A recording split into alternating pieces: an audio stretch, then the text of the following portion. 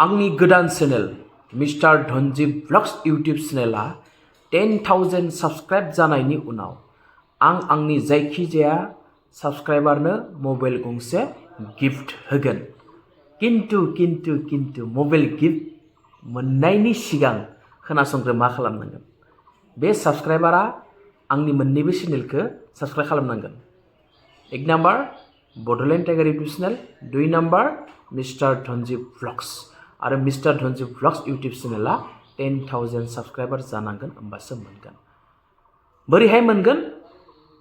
नोंथांमोना गावबा गावनि मबाइल नाम्बारखौ आंनि मेसेन्जाराव हरना दोननांगोन, नङाबा कमेन्ट्सआव हरना दोननांगोन, नङाबा टाइगार बड'लेण्ड इन्स्टाग्रामाव नाम्बारखौ हरना दोननांगोन।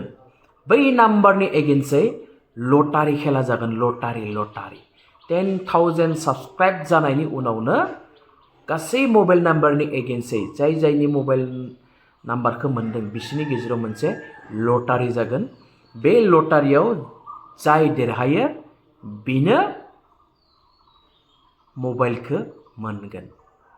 खोनाबायना?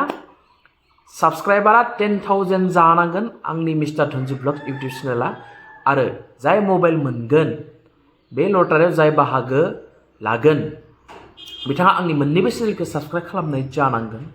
सोरबा जुदि बाहागो लानो गोसोब्ला नोंथांमोना आंनि mister Dhanjib blogs YouTube channel आरो बड'लेण्ड टाइगार इउटिउब चेनेलखौ नोंथांमोना साबस्क्राइब खालामनांगोन आरो नाम्बारखौ आंनि मेसेन्जार नङाब्ला कमेन्ट्स नङाब्ला टाइगार बड'लेण्ड इन्स्टाग्रामाव हरनानै दोननांगोन।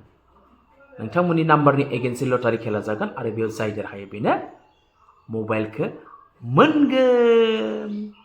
बोरै जादों रायजो राजा नोंथांमोन? मोजां मबाइलखौनो होगोन आङो। मा मबाइल होगोन? कम्पिटिसन जानायनि सप्तासे सिगां फोसावगोन आरो बै लटारि खेलायाव सोरबाफोर जुदि बाहागो लानो गोसोब्ला नायफैनो गोसोब्ला नोंथांमोनहा हागोन। आरो बै लटारि खेलाया 10,000 जानायनि उनावसो जागोन।